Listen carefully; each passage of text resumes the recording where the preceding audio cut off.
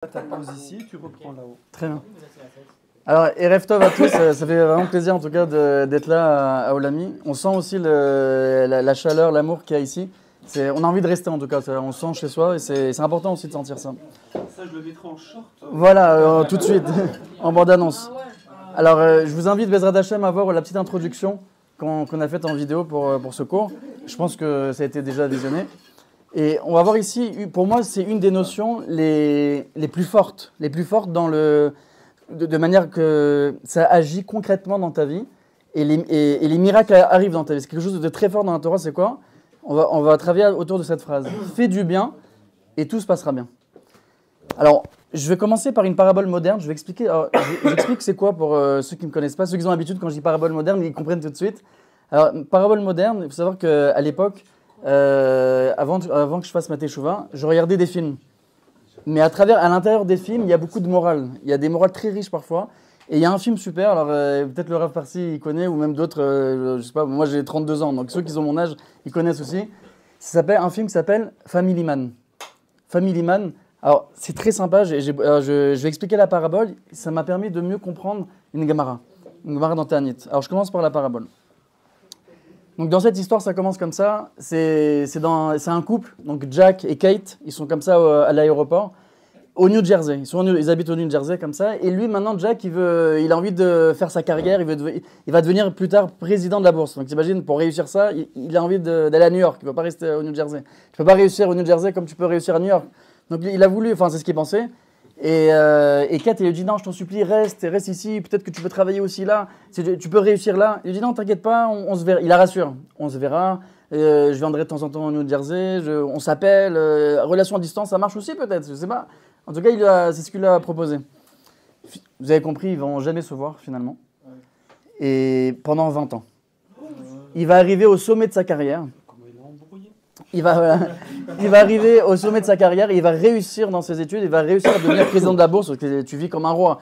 Alors ce Jack-là, il habite comme ça, il a vu sur tout New York, il a un loft. Alors il n'a pas la richesse de la famille, mais il a la richesse financière et il a tout ce qu'il veut. Il a un dressing. Alors, il n'a pas une belle table comme ça ici, comme ici, mais il y a cette solitude, mais en même temps cette richesse financière. Et cette Kate, 20 ans après, elle appelle dans son bureau. Alors, pas pour ce que vous croyez, viens, on se revoit, ou pas du tout. C'est juste qu'elle, comme maintenant, elle déménage. Alors lui, il ne le sait pas au début, hein, mais moi, je vous le dis, comme j'ai vu la fin. Et voilà, c'est plus simple pour comprendre. Voilà, j'ai tout gâché, là.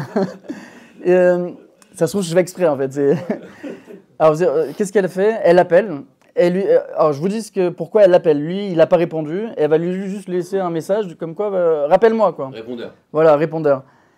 Elle lui dit comme ça, le carton, elle a un carton, elle déménage, elle va partir du New Jersey, 20 ans après, mais elle va partir. Et tous les cadeaux qu'il lui avait offerts, les lettres, je sais pas, un parfum, elle a rassemblé, elle n'a pas envie de les jeter, elle ne sait pas quoi faire avec. C'est sentimental, et débrouille-toi avec. Viens le récupérer, débrouille-toi, j'ai pas envie de le jeter. Lui, quand il reçoit l'appel de Kate, la secrétaire lui dit « Écoute, il y a Kate qui t'a appelé. » « Ah, mais je me rappelle de elle. » Mais écoute, je rappellerai plus tard. Ça n'avait pas l'air urgent dans sa tête. Maintenant, la particularité de ce film, et là c'est là que ça commence le film, vous allez comprendre, il y a un gars, et il va lui faire un aperçu, il va le bloquer dans cet aperçu, une expérience assez extraordinaire, de qu'est-ce que ça aurait été ta vie si tu ne serais jamais parti à New York et tu serais marié avec elle, et tu aurais eu des enfants avec elle. Ça aurait été quoi ta vie ? Maintenant, alors lui au début il ne comprend pas. Il va dormir, et du jour au lendemain, il voit 4 gosses, il voit Kate avec 20 ans de plus, et lui dit, dis-moi, elle attrape comme ça, dit, le café, très fort, s'il te plaît.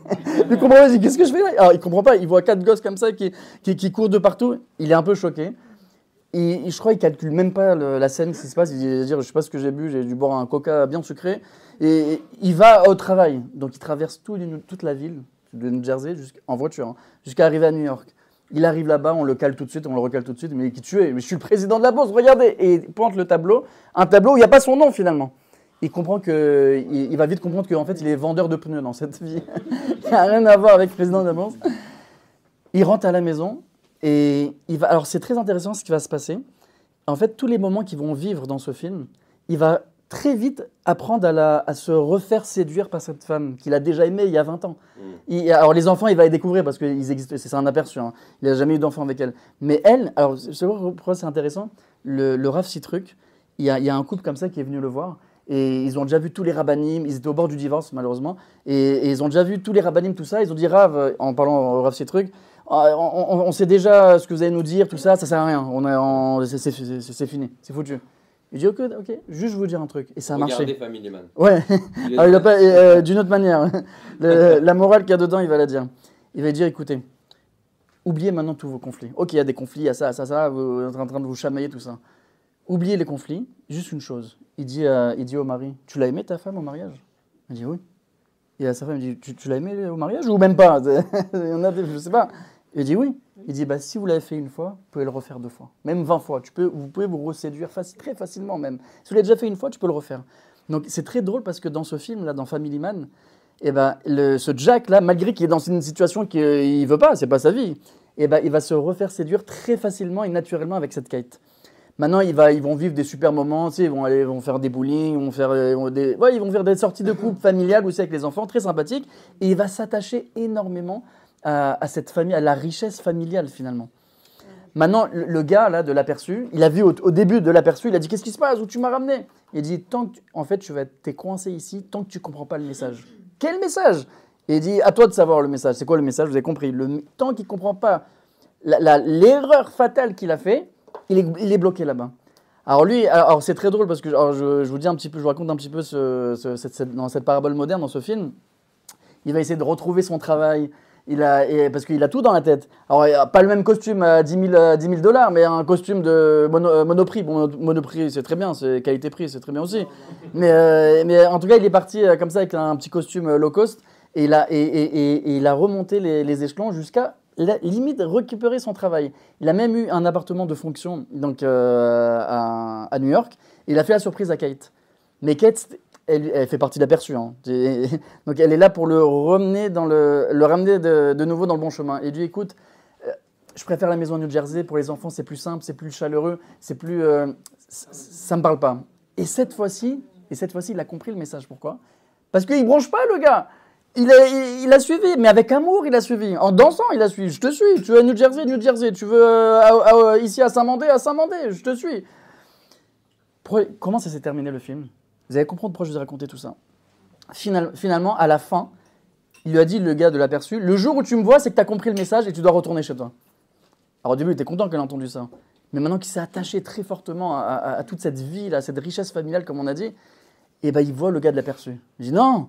Mais c'est mes parts, je suis bien là. En plus, il s'est attaché, il sait le truc, c'est ma vie maintenant. Il se rappelle même plus de sa vie. Moi, ça me fait penser un petit peu qu'avant ma tchouva, c'était il y a quelques années. Mais tellement je suis rentré dans la Torah quand maintenant tu me parles d'un film de l'époque, où tu me parles de la vie de ce que je faisais avant, je sais pas, dans tout ce qui est matériel, tout ça, etc. Même si ça peut être sympathique, on dirait que tu me parles d'un Gilgul d'avant, on dirait que tu me parles d'une réincarnation d'avant. Alors comment je me suis rappelé de ce film? En faisant un cours, je me suis rappelé, en faisant cette Gemara avec un élève, je me suis rappelé de ce film. Et depuis, alors, j'ai commencé à la raconter, cette parabole moderne, parce que vous allez voir, ça va nous aider à comprendre cette Gemara, qui est d'ailleurs énigmatique, très énigmatique, un peu comme ce film. Comment ça s'est terminé dans ce film? Alors c'est très émouvant, parce qu'à la fin, il dit à sa femme, parce qu'il sait que quand il va dormir, le lendemain, il retrouve sa vie. Il regarde-moi dans mes yeux, et promets-moi de jamais m'oublier. Il croit que s'il lui dit ça, elle va jamais l'oublier dans la vraie vie. Mais c'est un aperçu, c'est fini. Quand tu vas te réveiller, tu retrouves ta vie. C'est de l'illusion, tout ça. Alors c'est émouvant parce qu'il dit au revoir à ses enfants, il les embrasse très chaleureusement, très, très profondément. Et le lendemain, quand il se réveille, il est dans son loft, tout seul à New York. Et il comprend en fait l'erreur qu'il a fait il y a 20 ans. Qu'est-ce qu'il fait? Du coup, on a... Ah oui, Mercila, on a jusqu'à... Moi, je sais pas. Ouais, vous me dites. Ouais, voilà. Et là, il se rappelle du colis. Voilà, maintenant, il prend le numéro et il appelle tout de suite. Il dit, Kate, il faut que je te voie. Je dis, oui, je veux que tu récupères le carton. Je fais, non, il faut vraiment qu'on se voit. Je dis, mais écoute, moi, je peux pas. Parce que là, je voyage, je déménage et je dois prendre l'aéroport tout de suite. Écoute, est-ce que je peux venir? Il faut que je te voie. Il arrive à l'aéroport. Alors, c'est drôle parce qu'au début du film... Lui, c'est le coach de sport. Il Ah ouais. est venu pour le coup, il est venu faire le sport. Ah ouais, magnifique. C'est pour ça qu'il parle. Ouais. Ouais, voilà, c'est filmé grâce à Dieu. Il pourra le voir avec des pop-corn. Voilà qu'au début du film, ça commence dans un aéroport et ça finit dans un aéroport. Vous allez comprendre pourquoi. Et là, cette fois-ci, c'est l'inverse. C'est pas quand tu veux, en réalité. Il faut savoir que, des fois, il y en a, ils vont tarder à se marier parce qu'ils veulent faire carrière, ils veulent faire truc. Mais qui t'a dit que dans 20 ans, Hachem, il veut encore... Alors oui, Hachem, il veut toujours t'aider, mais qui t'a dit que c'est le bon moment? Parce qu'il faut savoir qu'il y a plein de célibataires qui sont partis voir le Steipeler, le père du Rav Chaim Kanevski, et ils lui ont dit, mais il est où mon mazal? Des célibataires qui sont âgés et qui pleurent comme ça devant le Rav.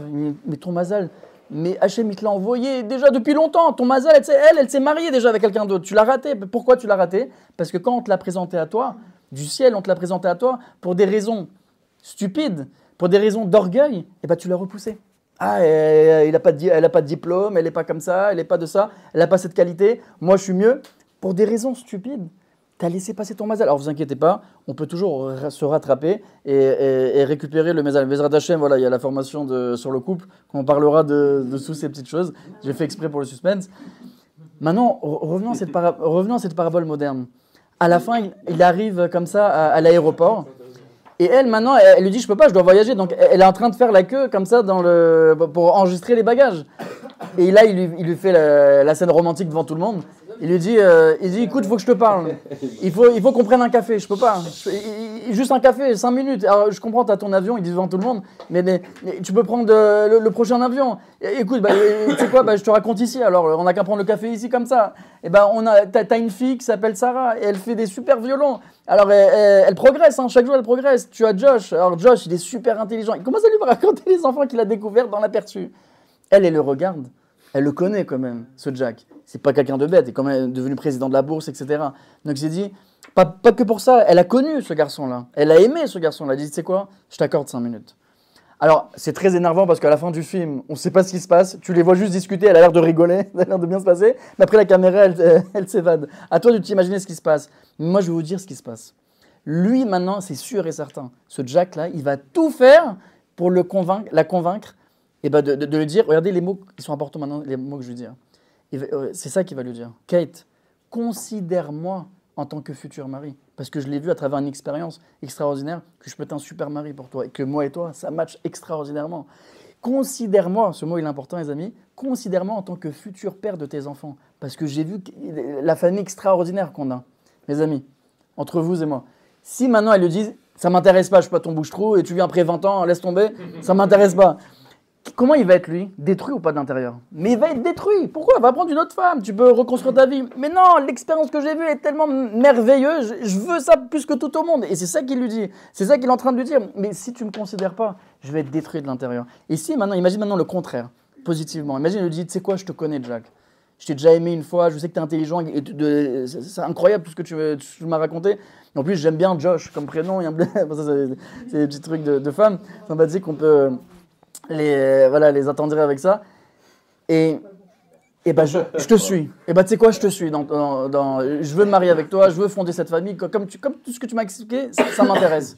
Il va pas revivre de l'intérieur, il va revivre de l'intérieur. Mais c'est même plus que ça, et c'est maintenant qu'on va rentrer dans la Gemara. Sachez que ce qu'il demande Jack maintenant en quête, c'est pas juste sympathique, c'est vital. Ce qu'il lui demande, c'est vital. Alors je rentre dans la Gemara, dans Ta'anit. Roni, alors le Tana Roni, Roni Amagal, le traceur de cercle, c'est celui qui c'est pas cette histoire-là, c'est celui qui, il faut savoir qu'il faisait beaucoup de prodiges. Dès qu'il priait Hachem, il l'acceptait. Même quand il y avait la sécheresse, il a réussi à recevoir la pluie grâce à lui. Mais là, il y a une autre histoire dans Ta'anit avec Roni qui est vraiment étrange, cette histoire. Il y a aussi une histoire d'un aperçu. Alors il dit comme ça, il faut savoir que lui, Roni, toute sa vie, il a essayé de comprendre un verset que David Ameller a écrit dans un Tehillim. C'est quoi ce verset? C'est quand vous savez, les enfants d'Israël, ils ont été exilés, il y a eu la destruction du Beth Amikdash, ils ont été exilés de la terre d'Israël, et il écrit comme ça, David Ameller. Beshuv Hashem et Shivat Zion, Ayinu Kecholemim. Mais il est étrange, lui, Roni, il a toute sa vie, il a cherché de comprendre ce pasouk. C'est quoi ce pasouk? On a été exilés pendant 70 ans. Donc La destruction du premier temple, c'est en Assyrie, il me semble. Voilà. Alors, ils ont été exilés pendant 70 ans, et là, le verset là qu'on vient de lire, il y a écrit Kicholemim, comme des rêveurs, comme s'ils ont dormi pendant 70 ans, et après ils ont dit, tiens, on retourne en Eretz Israël, on va reconstruire le Beth Amikdash, etc. Lui, il s'est dit, attends, la Torah, elle est avare de mots, la Torah, chaque virgule, c'est un monde. Kicholemim, c'est quoi Kicholemim? Comme des rêveurs, c'est quand qu'on rêve, les amis? On dort. Quand on dort. Donc quoi, ils ont dormi 70 ans. Alors lui, Jack, oui, il a fait un sort de rêve lui aussi. Mais là, il s'est dit, c'est pas possible, on peut pas dormir 70 ans. Alors je vous rassure, tu peux pas faire ça, même si Shabbat, t'es fatigué de la semaine, t'as fait du sport là-bas en bas dans la boxe, à fond la caisse, et t'as perdu tous les calories qu'il fallait. 70 ans, tu peux pas, même si ça n'existe pas, c'est pas naturel. Mais il a quand même cherché à comprendre. Et là, c'est intéressant parce que il faut savoir que le Rav Sneeur Goethe, il écrit dans son livre que Hachem, il t'aide à comprendre. Quand tu veux comprendre la Torah, il t'aide même de manière personnelle. Dans ta vie personnelle, il va t'aider. Alors lui, c'est ce qui va lui arriver. Il était avec son âne. Bon, l'âne, à l'époque, c'était la voiture. C'était la Tesla d'aujourd'hui. Ou la Mini Cooper. Et il arrive comme ça, il était dans le désert. Et enfin, pas vraiment dans le désert, mais c'était un endroit où il y a une personne, il commençait à planter un agriculteur qui plantait, vous savez, des caroubiers. Alors, il lui dit, mais tu fais quoi, là? Alors, juste entre parenthèses, parce que si vous tapez sur Internet, combien de temps ça pousse les fruits d'un caroubier? C'est plus de 500. 70? Alors, ouais, alors voilà. Alors, en fait, il y a 8 ans, il y a à la fois 8 ans, environ 8 ans pour pousser les fruits. Il dit, mais il n'y a pas 70 ans. Mais la Gemara, elle parle d'un caroubier spécifique que lui, oui, et ben, ça pousse 70 ans. Alors, voilà, pas tous les caroubiers. Alors, il dit comme ça, alors Roni, il dit à l'agriculteur, mais dis-moi, combien de temps ça met pour planter, pour avoir les fruits de ce caroubier? Il dit 70 ans. Mais tu ne veux pas profiter de ce caroubier, pourquoi tu fais ça? Je dis, t'as pas compris. Tu vois tous les caroubiers qu'il y a là-bas, c'est mes ancêtres qui les a plantés, pour que nous, on profite. Mon grand-père les a plantés, maintenant nous, on les mange. Moi, pour qui je les plante? Pour mes petits-enfants. Voilà, mes petits-enfants, ils vont pouvoir en profiter. Ah ok, d'accord. Et là, il fait une séouda, et là, Hachem, il le fait endormir. Il fatigue, il est obligé de dormir. Maintenant, alors, entre les commentaires et cette Gemara ou la Gemara elle-même, il faut savoir qu'il a dormi, personne n'a pu le voir pendant 70 ans, il va dormir, les amis, pendant 70 ans. Alors, où? Entre des rochers, où il y a une grotte qui s'est formée autour de lui, ça dépend des commentaires de la Gemara. Voilà, lui, Roni, ouais, c'est un Tana, c'est un des grands Tanaïm qui avait à l'époque il y a plus de 2000 ans au moins. Et il s'est endormi pendant 70 ans. Il se réveille. Maintenant, imagine, ça t'arrive, toi, tu vas au métro, tu te réveilles, tu vas au métro, et on n'est pas en 2025, on est en 2055. Voilà, alors lui, il s'est dit, mais il comprend pas, déjà, il voit les fruits qui ont poussé. Il voit son âne, elle a fait plein, il y a plein de petits ânes, il y a toute une famille. Comment t'as fait ça, toi? Il regarde le caroubier, il voit ça pousser, il voit un autre agriculteur différent, et il demande, mais dis-moi, qui a planté ça? Il dit ça, c'est mon grand-père, la vache à l'homme. Comment ça, la vache à l'homme? Il est où ton grand-père? Je l'ai vu à 5 minutes. 5 minutes, mais il y a 70 ans, il a planté ce caroubier. C'est pas possible. Où vous allez là? Non, imagine que tu es dans cette situation. Tu es au métro, tu es en 2065. Non, c'est pas possible. Tu as la télé, tout, tu vois, 2065. Où tu vas en premier? C'est où il est parti? Chez lui, à la maison. Alors, il a essayé de reconnaître, parce que tout a changé. Et quand il est arrivé, il a retrouvé plus ou moins, il arrive devant chez lui. Il toque à la porte. Qui il ouvre? Quelqu'un qu'il ne connaît pas. Il dit, oui, monsieur, je peux vous aider? Et il dit, s'il lui dit, je suis Roni, il va le prendre pour un fou. Il dit, dis-moi, il est où le fils de Roni? Le fils de Roni? Mais il est niftar depuis longtemps. Moi, je suis le petit-fils du fils de Roni. Vous êtes qui, monsieur? Mais moi, je suis Roni. C'est moi, Roni. Alors, il a rigolé. Il a dit, mais Roni, qu'est-ce que tu racontes? Imagine maintenant, je sais pas, un Rav qu'on ne connaît pas. Un tzaddik qu'on connaît pas, qu'on n'a pas sa photo. On va dire le Baal Shem Tov, par exemple. On n'a pas sa photo. Si maintenant un tzaddik de cette envergure, un tzaddik qui rentre comme ça, on n'a pas sa photo, on ne sait pas c'est qui, il toque comme ça à la porte, il vient à la Sina, il dit, ah, moi, je suis ce tzaddik-là. Mais qui va le croire? J'ai juste dormi 2000 ans. J'ai juste dormi 500 ans. Mais t'inquiète, je vais t'expliquer. Non, ça rentre pas dans l'esprit. Donc, pareil, chez sa famille, c'est pas rentré dans l'esprit. Donc, ils l'ont pas considéré, rappelez-vous ce mot, ils l'ont pas donné la considération qu'il avait besoin. Roni, maintenant, il n'est pas considéré par sa famille. Tu sais comment c'est terrible, ça? Il va se dire, oui, bah, je vais refaire une autre famille. Non, je veux ma famille. Ça aurait été super, d'ailleurs, s'il aurait été considéré par ses petits-enfants. Tu imagines le kiff de voir les arrière-petits-enfants? C'est aussi un kiff. Non, il n'est pas considéré par sa famille. Où il va partir? Dans sa deuxième maison. Où? À Ortora. Vous avez compris, au Beth Midrash. Il va au Beth Midrash. S'il aurait vécu à Saint-Mandé, ça aurait été le cas. Mais en tout cas, à l'époque, il est parti au Beth Midrash. Et là, qu'est-ce qui se passe? Il ne va pas aussi être considéré en tant que Roni. Pourquoi? Parce que Roni, il faisait des prodiges, il faisait des miracles. Il priait Hachem, Hachem répond Amen, tellement il était kadosh. Mais là, il n'avait pas l'occasion, il n'avait pas un contexte à faire un miracle. Mais en plus de ça, il le dit, mais je suis chacham. Attends, dites-moi des halachot, vous allez voir comment je vous réponds à des questions même très difficiles. Alors, ils ont vu que c'est un Talmid chacham. Il est grand en Torah. Mais tu peux pas être Roni, c'est pas possible. Personne dort 70 ans et qu'on se réveille. C'est impossible, ça n'existe pas. Donc ils l'ont pas considéré en tant que Roni. Pour lui, c'était insupportable. C'était vraiment insupportable. Il aurait pu aller dans un autre Beth Midrash. Il aurait pu enseigner la Torah à d'autres élèves. Non, regardez comment c'est important. Et c'est Rashi aussi qui dit ça. Rashi, dans cette Gemara, il dit, regarde la particularité de l'homme, de comment Hachem a créé l'homme. Que quand on ne reçoit pas cette considération, un compliment. Je sais pas, tu vois quelqu'un maintenant à la synagogue, il vient juste 5 minutes. Il n'a pas le temps d'étudier, peut-être comme toi, tu vas faire 1 heure, peut-être comme toi, comme tu vas faire 2 heures ou autre. Lui, il est là juste pour 5 minutes, 1 fois par semaine. Dis-lui Chazak. Dis-lui Chazak. Tu viens comme ça 5 minutes, 1 fois par semaine. Incroyable. C'est magique ce que tu fais. Tu veux qu'on étudie ensemble. Tu me renforces. Tu me renforces. Tu ne peux pas imaginer le bien que tu le revitalises de l'intérieur. Donc, vous savez comment ça a terminé cette histoire dans cette Gemara? Alors attention, ce que je veux dire maintenant, ça va prendre avec des pincettes, parce qu'une Gemara, c'est très énigmatique, c'est très profond.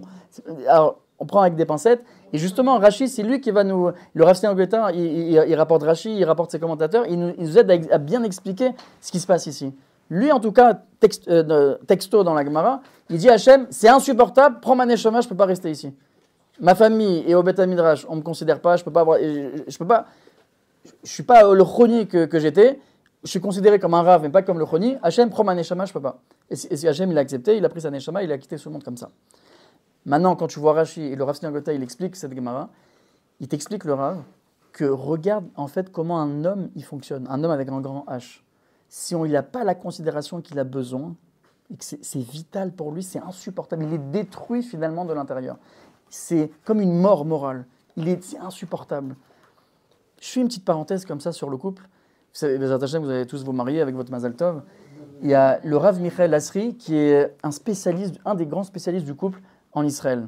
Vous avez compris, Israël c'est le siège, donc c'est du monde finalement. Et il dit comme ça, Samandé aussi, Samandé c'est l'antidote de la galoute. Et on a vu la vidéo. Il dit comme ça, vous savez que un secret sur le couple, que ce soit pour les hommes et comme pour les femmes, c'est bien de le savoir en tant que femme. Ah bon, je ne savais pas. Et c'est bien aussi, surtout aussi pour les hommes, parce que ce que je veux dire, vous allez comprendre.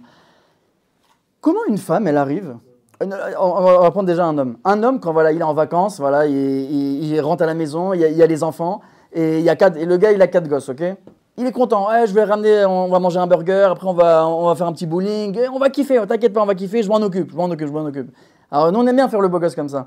Mais au bout d'1 heure, t'as en plus, imagine, il y a Shabbat après qui rentre, lui il a fait ça le matin, tout ça. Mais maintenant, il y a Shabbat qui rentre, il y a un, il monte dans le rideau, un, il a cassé tout le plat de Shabbat, dans 2 heures c'est Shabbat, le gars il commence à paniquer, il y a un qui veut son biberon, comment il fait? Je ne sais pas comment faire, tu serais, allô, chérie, t'es où? Où exactement ça va?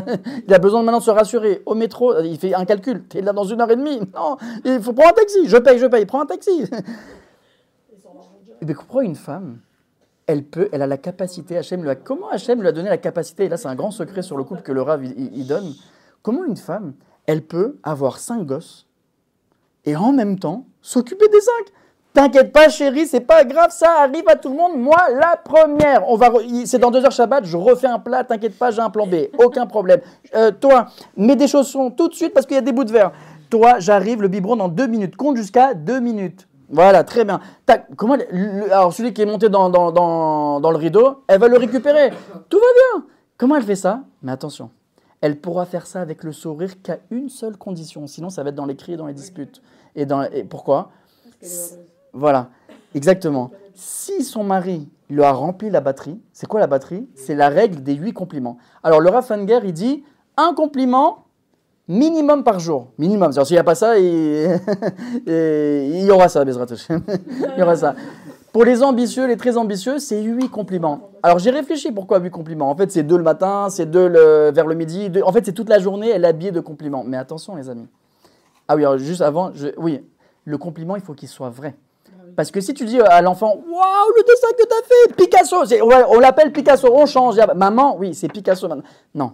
Tu as trop exagéré, c'est un faux compliment, il ne va pas le prendre. Par contre, si tu dis à ton enfant, comment tu as joué entre la couleur bleue et jaune, magnifique, incroyable, d'où tu sais comme ça valoriser les couleurs? Là, il va prendre le compliment. Pareil avec ta femme, pareil avec ton mari. Maintenant, quand tu lui donnes les 8 compliments à ta femme, ça c'est dans l'idéal, c'est pour les ambitieux. 5, c'est pareil, vous avez compris. Et bien, si elle a la batterie entièrement chargée en tant que femme, et tu l'as considérée finalement en tant que femme, et rappelez-vous, c'est vital même pour une femme, alors elle pourra faire tout ça avec le sourire. Tout ça en dansant, même en faisant le poirier. Non, je regarde, on va pas faire ça. Mais en tout cas, avec le sourire, elle va commencer à faire les chalotes en chantant. Maché, aya, aya. Ah, j'ai oublié, ah ouais, je vais terminer. Après, il faut qu'on chante pour chauffer là, mais c'est pas grave, on va le faire, Bezrat Hashem. J'ai oublié. Pour revenir et terminer cette histoire, cette parabole, et passer à autre chose, rappelez-vous que ce Jack, c'était vital pour lui. Pareil aussi pour les femmes. Voilà, pour les femmes, vous voulez quelque chose pour les hommes? Comment on s'occupe d'un homme? Très simple. Alors, il n'y a pas que ça, mais il faut s'occuper des hommes comme de vos enfants. Comment? Mais attachez que vous allez avoir vos enfants. Tu sors des glaces pour tout le monde, des magnums, je ne sais pas, ce qui est très sympathique, avant, en premier, parce que les hommes, ils ont besoin d'honneur, les honorer. Comment? Ils aiment ça, le kavod. Donc d'abord, le premier, devant tout le monde avec le sourire, tu lui ramènes la glace à l'homme. Quand il dit, le Rav Steiner, que tu as un couple comme ça qui s'inquiète l'un pour l'autre, il y aura des merveilles dans ce couple. Donc, voilà. Voilà. Donc, vous avez compris que finalement, que ça soit en couple, que ça soit avec tes amis, que ce soit avec tes parents, chacun, il a sa place et sa considération. C'est pas juste sympathique, c'est vital. Rappelez-vous, comme dans le film et comme Choni. Une deuxième chose, les amis, on va chanter. Comme ça, on va se chauffer l'âme. Moi, j'ai besoin, et nous aussi, on a tous besoin. Ve'Hashem Idbarach. Ah oui, Mechila, juste pour pas qu'il y ait un problème halachique, quand on est dans un problème halachique, les femmes, vous allez participer en applaudissant, et les hommes, on va chanter. Mechila. À la maison, on pourrait le chanter. 1, 2, 3. Ve'Hashem Idbarach, Tamido Evoti, Ve'tamidi Yelirak Tov. Ve'Hashem Yitbarach, Tamid Evoti, Ve'tamidi Yelirak Tov. Ve'yin elai ve'od yoter tov, ve'od yoter tov, ve'od yoter tov, ve'od yoter tov, ve'od yoter tov, ve'od yoter tov. Kama tov Hashem, kama tov Hashem. כמה טוב, כמה טוב, כמה טוב השם. תודה רבה לך, השם יתברך, שזכינו להיות יהודים. תודה רבה לך, השם יתברך, שזכינו להיות יהודים. derniers amis, מה שהיה היה, העיקר להתחיל מההתחלה. מה שהיה היה, העיקר לא לפחד כלל, איי איי איי, ותחזק אותי לגמרי, תדליק לי את הנשמה. Ok, on fera allumer le feu juste après. On fait allumer le feu juste après, les amis. Voilà.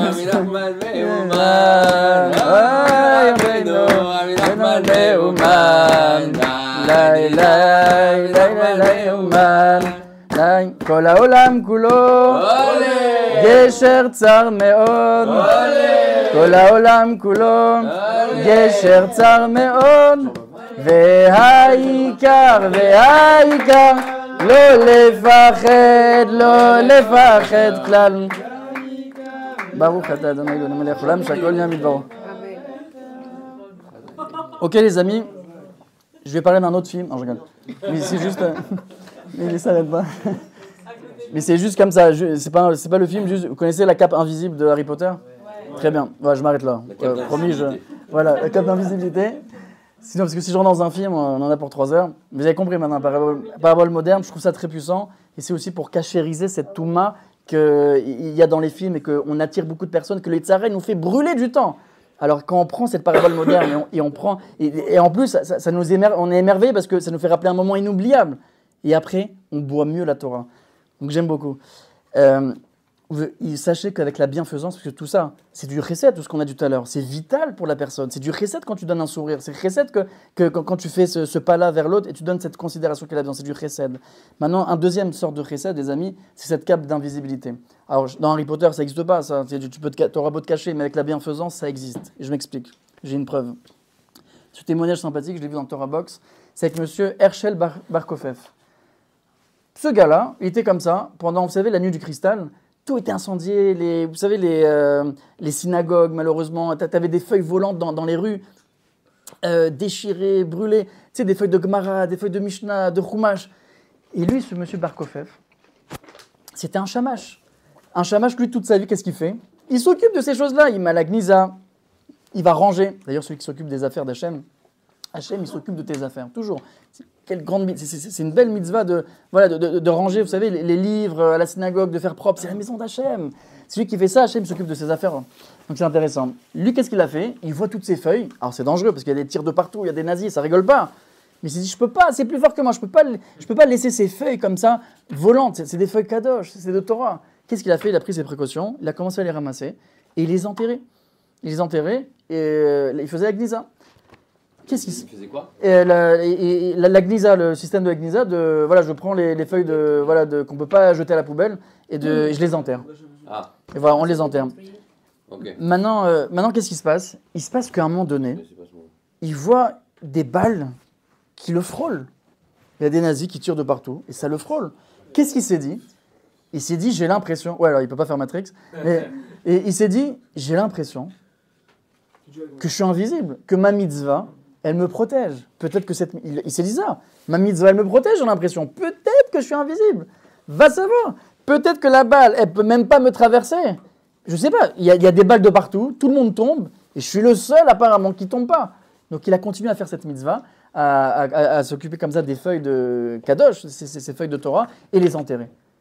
Après, il y a eu la Shoah qui a éclaté. Mais lui, il a survécu à la Shoah comme ça. Vous savez ce qui s'est passé? Il y a un ami à lui, Menachem Hermès, rien à voir avec la marque, je n'ai pas de sac à offrir aujourd'hui, les Ardachem, pourquoi pas, avec plaisir. Et ce Menachem Hermès, il appelle, il dit, alors lui c'était un passionné et chercheur de l'histoire juive, et donc il travaillait dans les archives, tout ça, et il appelle maintenant ce monsieur Barkofef. Il dit, mon ami, Herschel, est-ce que tu peux me dire, je t'en supplie, raconte-moi de nouveau cette histoire d'invisibilité là que tu m'as parlé. Dans les détails. Et je dis, mais pourquoi? Raconte-moi, après je te dis. Et quand il lui a raconté, il était choqué. Et je dis, mais c'est pas possible. En fait, sache que, tu sais, moi je suis un chercheur, tout ça, etc. Et on a trouvé un dossier ultra secret des nazis, et il y a ton nom qui figure dedans. Mon nom? Moi je suis juste un chama, je suis pas... Il y a ton nom qui a non, mais pourquoi? Alors je t'explique le projet qu'ils avaient dans ce dossier. Malheureusement, Chazvé Shalom, merci Hachem, on est là. Les nazis, ils ont voulu supprimer tous les juifs du monde. Mais ils ont voulu garder un quota de juifs fous, malades mentaux. Et toi, tu faisais partie de cette liste. Pourquoi? Pour dire, après la guerre, après tout ça, une fois, Chazvé Shalom, qu'il n'y a plus les juifs, voilà, c'était quoi les juifs? Des fous. Alors merci Hachem, on est là. Mais lui, il lui dit, mais Mechila, Menachem, je suis pas fou. Je suis toute ma tête, merci Hachem. Pourquoi j'étais dans cette liste? C'est une erreur? Il dit non, c'est pas une erreur. Vous avez compris ce qui s'est passé? La fois prochaine, je vous raconterai votre Hachem. Non, je plaisante. Je vais vous dire. C'était quoi sa folie? Il a envie d'aller de ramasser les trucs et tout parce que la nuit. Voilà. Sa folie, c'était parce que la nuit cristal, il ramassait les trucs, c'est pour ça qu'ils l'ont classé chez lui. Voilà. Imagine mardi au bureau. Il y a un gars comme ça, il dit, dis-moi, tu peux me passer ton document? Pourquoi j'ai besoin pour la réunion? T'inquiète, donne-moi le document, s'il te plaît. Et là, il ramasse les documents, les dossiers des gens. Qu'est-ce qu'il fait? Il va devant le paillasson, devant l'entrée de l'entreprise, et il les met là-bas en dessous. Qu'est-ce qu'ils vont dire celui-là? Celui-là, c'est un fou. Lui, maintenant, les nazis, ils ne connaissaient pas. C'est quoi cette mitzvah d'enterrer des feuilles comme ça, de faire la gnisa? Alors lui, quand il a ramassé ces feuilles et qu'il les a enterrées, les nazis, ils disent, celui-là, c'est un fou. On va le garder pour notre projet. Regarde ce que Hachem il est capable de faire. Arrête de voir Harry Potter. Ça n'existe pas, cette cape d'invisibilité. Mais avec la bienfaisance, Hachem, il peut te rendre comme si tu étais invisible. Et tu survis même à la Shoah. Donc si tu peux survivre à des moments terribles comme la Shoah, t'imagines comment cette bienfaisance, elle peut t'aider et te sauver dans ta vie à toi. Mais c'est extraordinaire. Encore une petite notion, une nouvelle notion, parce qu'il y a plusieurs facettes de ce chesed. C'est quelque chose, vous savez, la bienfaisance, c'est quelque chose de très puissant. Ouais. Vous savez, dans la vie, on a toujours un choix. Comme dans le film qu'on a raconté, Family Man, il y a toujours un choix. Est-ce que tu vas rester avec elle? Tu vas partir à New York pour professionnel? On a des choix dans la vie. Je vous assure, je vous raconterai un jour mon histoire, mais les choix, je vous assure, c'est à la fois effrayant et à la fois extraordinaire. Tu peux vraiment... Ta vie, elle peut être complètement différente. Elle peut être, par exemple, complètement Chas Vesham dans l'impureté. Alors, ça ne vous concerne pas, vous êtes tous des tzadikim ici, vous êtes tous Gdoshim, saints. Et il y en a, ils peuvent être comme vous, dans la sainteté. Des cours de, vous savez, c'est quoi d'être dans un cours de Torah aujourd'hui comme ça? C'est magnifique. Alors même s'il y a une bonne Séouda, il y a un truc sympathique, tu aurais pu faire une autre soirée, rien à voir avec la Torah. Tu es venu pour la Torah. Hachem, tu ne peux pas savoir comment tu rayonnes chez Hachem. Tu ne peux savoir quelle aide Ratson, quelle prière tu peux faire. Tu sors de la cour de Torah, prie Hachem. Même maintenant, pendant ou après, même demain, tu dis Hachem, tu vois ce cours de Torah, donne-moi ça, Bezrat Hachem. C'est bien pour moi, donne-moi ça. C'est énorme un cours de Torah. On dit, Torah Keneged Kulam, c'est plus fort que tout la Torah. Alors vous savez les amis, deuxième chose importante.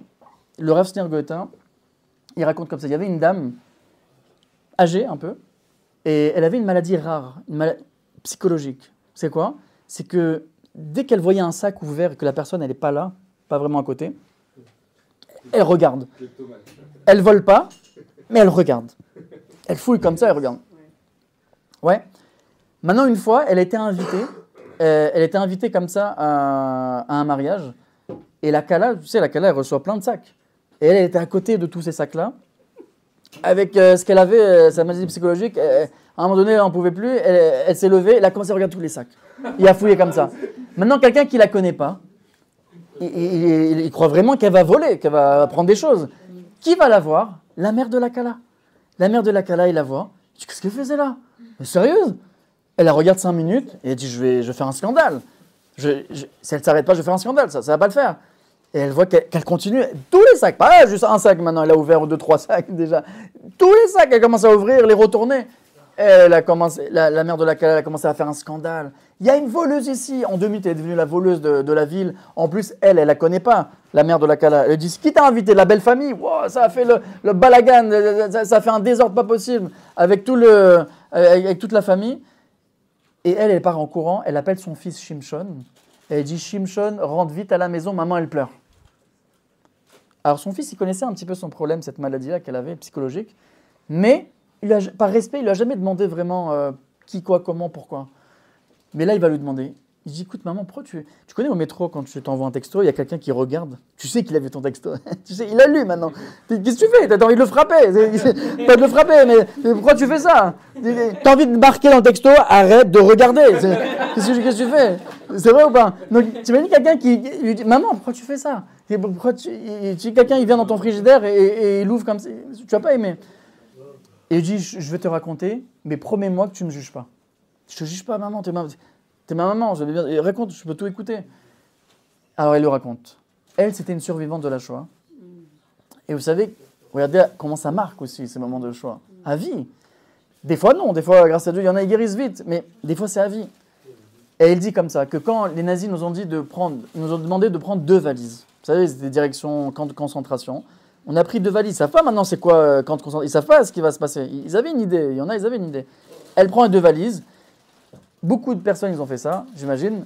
Une valise, elle va mettre toute sa fortune, les billets, l'argent, des bagues, des bijoux, tout ça, de toute une vie. Et l'autre, Shimshon, vous voyez, son fils qui l'écoute, il était bébé à ce moment-là. Et Shimshon, tu peux pas avoir un bébé, je sais pas, un bébé, c'était un grand danger d'avoir un bébé comme ça. Donc elle va le cacher dans une autre petite sacoche, petite valise. Mais elle va mettre des draps, tout ça, délicatement, et elle met le bébé là-bas et elle ferme. Maintenant, elle marche comme ça, elle va à la gare, il y a là où il y avait le train en direction des camps de concentration. Mais c'était la pagaille là-bas. Vous savez qu'il y a des nazis, ils tiraient, c'était des balles dans la tête, dès qu'on ne respectait pas une consigne. Et c'était très compliqué, il y avait des cris, il y en a qui avaient peur, on était angoissés, c'était vraiment la pagaille. Maintenant, à un moment donné, le nazi, il dit, il n'y a pas de place pour 2 valises, on lâche une valise. On lâche une valise, et Fortune, et bébé. Qu'est-ce qu'elle fait? Elle a couru, avec les 2 valises.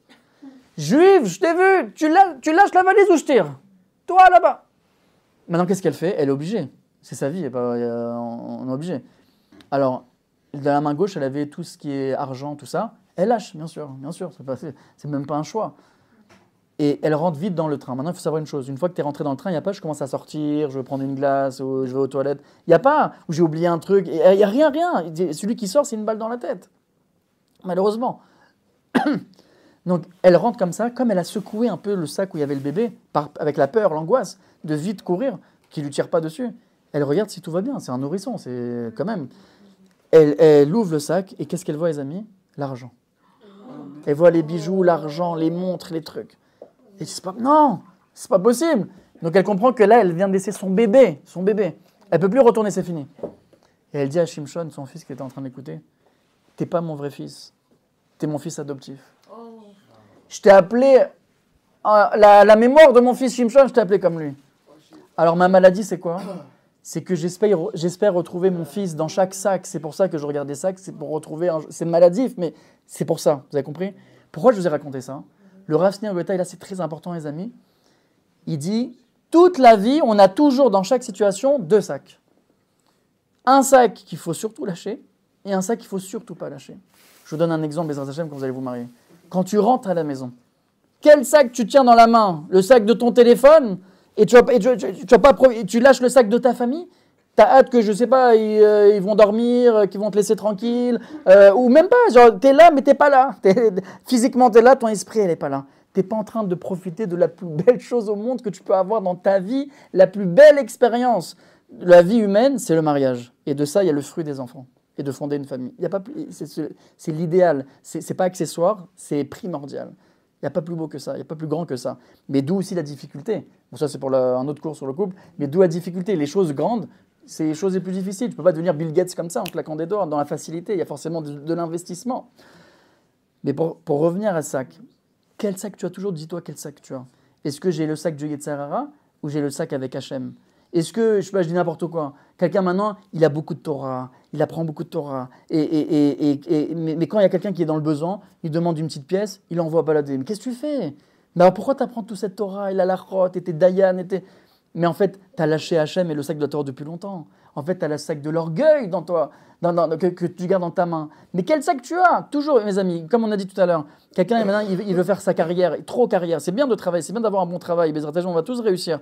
Mais est-ce que tu vas laisser ta famille? Ah non, tu vas te dire, non, je vais pas maintenant le mariage, pas maintenant fonder une famille. Mais quel sac tu as? Pourquoi tu gardes le mauvais sac, le sac d'un trop plein de travail? Alors que pour qui tu travailles? Pour fonder une famille, payer ton mariage, payer une maison, faire kiffer ta famille. Ah oui? Vous avez une question? Oui, mais il y a des gens qui vivent leur vie en s'épanouissant, en se développant tout seul, sans avoir l'objectif de se marier, faire des gosses. Ouais. Que ce soit une femme ou un homme. Alors, voilà. C'est pas primordial pour tout le monde, c'est pas le rêve de tout le monde. Et je pense qu'il y a des gens qui parlent. J'aimerais qu'ils se retrouvent dans 20 ans avec le Non, bien évidemment. C'est une bonne question. C'est une bonne question. Il faut ses choix, il faut savoir où on va. Et puis je pense qu'on peut se marier à. Il y a des gens qui s'y trouvent dans leur mariage à 20 ans, à 30 ans, à 40 ans. Vous n'aimez pas de la même façon, vous ne développez pas de la même façon, vous n'êtes pas la même personne à 20 et 40. Donc, déjà, rien que l'idée que quand vous faites un retour en arrière. Bah non, à 40 ans, vous n'êtes pas la même personne, vous ne tombez pas amoureux aussi des mêmes personnes. Et heureusement qu'on n'est pas les mêmes personnes et qu'on évolue. Mais c'est quand même un peu limitant de dire que c'est le seul but de l'être humain. Ça l'est pour certaines personnes et je leur souhaite le meilleur pour ça.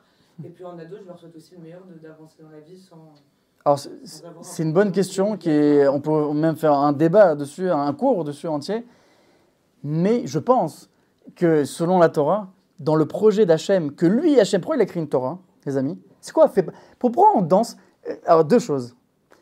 Bezrat Hashem. Pourquoi à Simchat Torah, on danse avec la Torah? Qu'est-ce que tu fais? C'est plein de restrictions. Fais pas ça, fais pas ça, fais pas ça. De manière extérieure. Tu imagines tous les paramètres, depuis le lever jusqu'à qu'on dort, tous les paramètres. Fais bracha rishona, bracha acharona. Fais 3 prières, tac, tac, tac, ici. Attention, sabal, ça fait avec brachot lehakel. Si tu as le doute, j'ai fait la bracha ou j'ai pas fait la bracha? Non, vas-y, refais pas ce que je viens de te dire au nom du divin. Tu imagines, on est paramétrés du début à la fin. Et pourtant, à Simchat Torah, on danse ou pas avec la Torah, les amis? On danse! Pourquoi? Vous allez voir pourquoi. Pourquoi dans un mariage, on danse? On est content dans son mariage, on danse, ouais. Pourquoi on danse? Mais c'est des restrictions. Maintenant, tu es célibataire. Avant, quand tu es célibataire, tu kiffes, tu fais tes soirées, entre copines. Tu peux faire toujours, tu peux kiffer un mariage, attention. Mais il y a des restrictions de manière extérieure après dans un mariage. Il faut rentrer tôt, il faut trop de trucs, mais pour ton bien aussi. Mais pourquoi on danse? Pourquoi on danse? Pour revenir à la Torah, Hachem, tout ce qu'il a marqué dans sa Torah, comme c'est lui qui nous a créés, il nous connaît parfaitement. Il sait comment nous faire réussir dans sa perfection pour que tu kiffes dans ce monde et aussi dans l'autre monde. Et bien, dans ce projet divin qu'Hachem il nous a donné, il nous demande non seulement pas juste de se marier et de fonder une famille et de le faire, mais même le plus tôt possible. Enfin, le plus tôt possible, et de pas le faire, de pas s'attarder dans ça. Donc, je pense que Bezrat Hashem, on peut faire confiance à Hashem. Ça, c'est juste pour la réponse courte. Et Bezrat Hashem, voilà, on peut avec plaisir de revenir et de faire un cours dessus. Pour revenir sur le chesed, les amis, alors je ne sais pas combien de temps il nous reste, mais vous me dites, voilà, je vais essayer d'un peu de plus ou moins conclure. C'est 5 minutes? Allez, 5 minutes, alors on va aller dans l'essentiel. Vous savez que le Maharal de Prague, il dit comme ça. Le Maharal de Prague, déjà juste avant, les amis, je vous dis, voilà, c'est ici un Rishon, il me semble que c'est le Sefer Achinour, c'est un livre il y a 800 ans. Il dit une phrase magique. Ha'adam nif'al kefi peulotav. L'homme, il devient selon ses actions. Il explique le Rav Zamir Cohen, il dit, c'est quoi l'homme, il devient selon ses actions? Tu veux devenir quelqu'un de bien, fais du chesed. Imagine maintenant le roi, il dit, hé toi, quelqu'un de bien, quelqu'un qui est beaucoup chesed, beaucoup il aime aider les autres. Toi, à partir de maintenant, tous les condamnés à mort, tu vas le pendre. Non, mais moi, je suis même une mouche, je touche pas. Tu veux que je te fasse ce que je viens de dire aux autres? Non, non, ok. Lui, pendant 2 ans, quand il va pendre malheureusement les gens, par ordre du roi, les gens ils disent non, pitié, pitié, ne faites pas. Je suis obligé. À force, au bout de 2 ans, il va devenir quelqu'un d'autre, quelqu'un d'agressif, quelqu'un de négatif. Prends le contraire. Quelqu'un maintenant, il est anti-chesed. Moi, j'aime pas aider personne. Même moi, je m'aide pas moi-même. Il veut aider personne, le gars, ouais. Maintenant, tu lui donnes un nouveau poste. Il doit annoncer des bonnes nouvelles à tout le monde. À force de donner des bonnes nouvelles, eh ben, c'est un donneur. Merci, monsieur, mais j'ai rien fait. Mais grâce à vous, j'ai la bonne nouvelle. Tu deviens ce que tu fais. Il dit le Maharal de Prague, ça c'est une clé pour éviter que les tzara ils rentrent dans ta vie. Comment? Prends un verre de lait maintenant, un verre de lait, remplis-le à ras-bord. Il n'y a plus de place pour du poison, parce que pour n'importe quoi d'ailleurs, tout ce que tu vas mettre, ça sort à l'extérieur. Pareil, le Yetzara, il va te sauter dessus quand tu t'ennuies. T'as rien à faire? T'es comme ça à la maison? Tu veux pas appeler une copine? Tu veux pas appeler un pote? Ça, on va rentrer dans le shonara un petit peu. Tu vas, vas-y, appelle. Parce que quand t'as rien à faire, il te saute dessus. Par contre, quelqu'un qui il a toujours quelque chose à faire, comme il y a un gars qui s'appelle Herschel en Israël. Il a aidé 2000 familles avec des radiateurs. Il a payé leur électricité. Mais va trouver des donateurs, va t'occuper de tout ça, négocier pour trouver, acheter. Dans ces temps de pause, il faisait tous ces appels, toutes ces négociations jusqu'à et de minuit à 2h du matin chez lui. Et en heure de pause en journée. Le fait qu'il est occupé, il a un Yetzirah, mais il est beaucoup plus faible parce que le Yetzirah, il n'a plus de place, comme le verre de lait qui est rempli à ras-bord. Donc, occupe-toi de faire du bien dans tes temps de pause. Et le Yetzirah, il aura du mal à rentrer dans ta vie. Quelque chose aussi d'important, on va finir avec ça, et avec une petite blague à la fin, rappelez-moi pour la petite blague, que j'oublie pas. Le Rav Chaim Kanevski, il dit comme ça, vous savez, il y avait un midrash, Otsar Midrashim, un midrash très puissant, il dit comme ça, le Rav, qu'il y avait 2 personnes, 2 commerçants, ils allaient dans une ville, il y avait un malvoyant. Un, on va l'appeler Yaakov, il donne une pièce, et l'autre, on va l'appeler David, il donne pas. Non, j'ai pas envie. Bon. Ils ne savaient pas, et les 2, mais c'était leur jour J, quoi, de quitter ce monde. Maintenant, le Malach Hamavet vient vers eux, et il lui dit, toi, tu as donné du chesed, tu as fait une pièce, tu as donné une pièce, tu as 50 ans de vie supplémentaire. Parce que ce n'est pas une question de ce que tu as donné. Tu as donné une pièce, tu as Mimavet, 50 ans de vie supplémentaire. Toi, viens ici. Non, j'en supplie, attends. Qu'est-ce qui va se passer avec lui? Alors au début, il était un petit peu mal barré. Il lui dit, toi, t'as rien pour te sauver. C'est aujourd'hui. Il lui dit, attendez, alors, laisse-moi faire du chesed. C'est pas le moment, c'est trop tard. Alors à la fin, il a dit, regardez où c'est la force de la gratitude. Alors j'aimerais juste pas une minute, mais j'aimerais juste prendre le temps de louer Hachem pour la vie qu'il m'a donnée. J'aimerais louer Hachem pour les bienfaits qu'il m'a donnés. Ah, tu veux louer Hachem pour les bienfaits que tu as donnés? Je te rajoute aussi plusieurs années. La même histoire, je l'ai retrouvée chez Baba Meir Abochatzera, le fils de Baba. Alors regardez la force, une pièce, une canette, vous allez comprendre. Ils étaient dans l'autoroute avec son élève, et là, Baba Meir Abochatzera faisait très chaud ce jour-là. Il dit, arrête-moi ce camion en pleine autoroute. Il transportait des centaines de canettes, dis-lui de me donner une canette. Il fait des appels de phare, tout ça. Alors l'autre, il rigolait pas, il fallait pas trop l'énerver.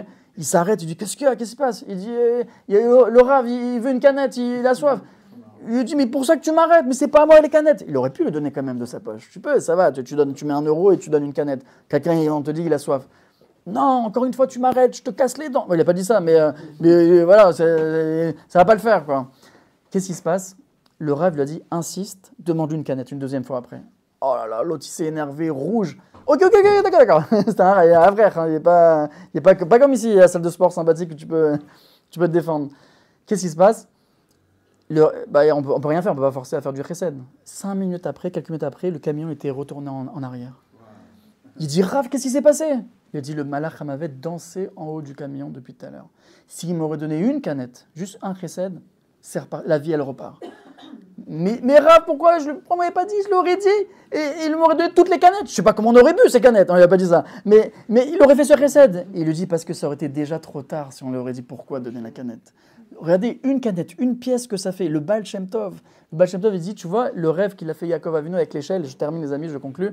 Tu vois l'échelle là qu'il y a eu, il y a des anges qui montent et qui descendent. Il dit, le Baal Shem Tov, ce sont les êtres humains. C'est nous. On monte et on descend. Maintenant, sous l'âme, c'est échelle en hébreu. Ça a la même valeur numérique que mammon, l'argent. Il dit, le Baal Shem Tov, avec l'argent, si tu fais de la bienfaisance, tu es tout en haut de l'échelle. Tu peux être tout en haut de l'échelle. Tu imagines la puissance. C'est extraordinaire. Et juste, vous savez, je regarde, Chesed chez les maîtres. On va terminer avec ça. Moi, j'ai un ami qui m'a appelé et il me dit, alors, normalement, il ne m'appelle pas comme ça le soir. Tu sais, moi, il était 11h, j'ai des journées très chargées. Depuis 6h du matin, je sors, 6h30, je sors. Je vais au bout de Paris. 130 de pause pratiquement. J'arrive à 23h. Tu sais, quand tu vas dormir, tu dis, ah, merci Hachem. Hachem. À ce moment-là, il m'appelle. Bizarre, pourquoi il m'appelle? Ça s'appelle Chesed chez les maîtres, ce que je veux dire maintenant. Très puissant. Et je vous conseille de le faire, je veux dire quoi faire. Il m'appelle une deuxième fois. Je lui dis, attends, je viens de faire un cours sur Chesed, je suis obligé, je suis obligé de lui répondre. Je lui réponds, il me dit, écoute Auriel, il y a quelqu'un qui est niftar, qui a quitté ce monde, on a besoin de faire des teilim. Teilim, t'imagines d'aller la nuit comme ça, je sais pas, au fin fond de Paris, faire des teilim devant un mort, il faut le faire. Je dis, mais qu'est-ce que je fais là? T'es fatigué, t'es devant un mort. Alors oui, tu fais une mitzvah, mais c'est comme quand tu rends visite à des malades. Tu vois que tu es vulnérable finalement quand tu es face à quelqu'un qui est très malade. C'est pas à l'aise. Tu as l'odeur aussi, l'odeur de l'hôpital. C'est pas quelque chose qui fait plaisir. Tu as fait 1 heure aller, 1 heure retour en RER. Oui, mais c'est redéfinir le plaisir. C'est quoi? 50 000 euros, c'est beaucoup ou pas? C'est pas beaucoup. C'est beaucoup. Mais si je te dis 50 000 euros, une villa devant le Kotel, oh, c'est rien. 5 pièces, une villa, une grande maison, ah, c'est rien. Quand tu vois que la dépense, elle est beaucoup plus petite que la récompense, alors tu redéfinis le terme du plaisir. C'est important de redéfinir le terme du plaisir dans le chesed. Là, c'est un chesed chez les maîtres. Quand tu fais un chesed, par exemple, avec quelqu'un qui est niftar, qui est mort, il n'y a pas de retour. Oui, il peut prier pour toi, mais il n'y a pas de retour physique. Il ne peut pas maintenant te rendre tout de suite, te dire merci, de la reconnaissance, des honneurs. Il ne peut pas. Ça s'appelle chesed chez les maîtres. Alors oui, c'est pas à l'aise. Oui, tu es fatigué, j'étais éclaté, j'étais fatigué. Et le lendemain, je savais quelle grande mitzvah, grâce à cet ami, il m'a fait faire. C'est énorme. Vous aussi, les amis. D'ailleurs, les Unishmat, tout ce cours-là, pour les 6 millions de disparus de la Shoah. Prends une feuille, les amis. Tu mets dans ton sidour et tu fais des Lélu Nishmat, des gens qui ont quitté ce monde. Mais quel chesed. Tu mets dans ton sidour ou dans ton... vous savez, des fois, tu pries pour eux, tu fais des télim pour eux. Ou même dans tes... tu étudies, tu mets ça dans tes livres d'études. C'est énorme, le chesed. Alors voilà, vous avez compris. Tout ça, c'était pour parler un petit peu de la force de la bienfaisance. Et comme j'ai dit dans l'introduction, tu veux une maison à Miami? Tu as un rêve que tu veux réaliser, tu veux quelque chose de grand? Très bien. Demande à Hachem, essaye de convaincre Hachem. Si tu me donnes cette maison, je vais inviter des gens qui sont divorcés, les pauvres. Des gens qui ne connaissent pas le Shabbat. Chez moi, ils vont kiffer le Shabbat. Je vais faire des cours de Torah. Toi, tu profiteras de cette maison et tu fais profiter aussi de cette maison aux autres. Toi, tu kiffes et tu fais kiffer les autres. Regardez, le chesed, c'est transcendant dans tous ces aspects. Il y avait encore beaucoup de choses à dire. On a dit l'essentiel. J'ai kiffé avec vous, Razak.